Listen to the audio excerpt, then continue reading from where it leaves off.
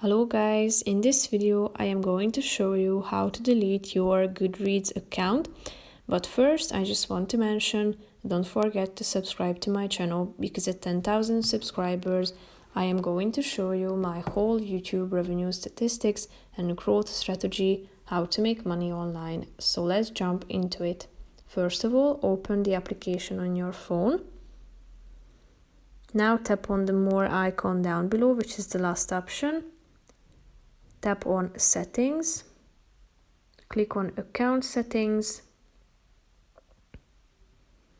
click on Account, scroll down till you find this Delete My Account option and click on it.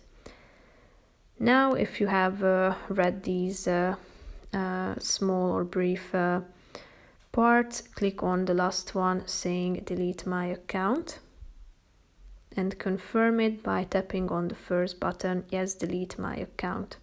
So now as you can see, your account has been deleted successfully.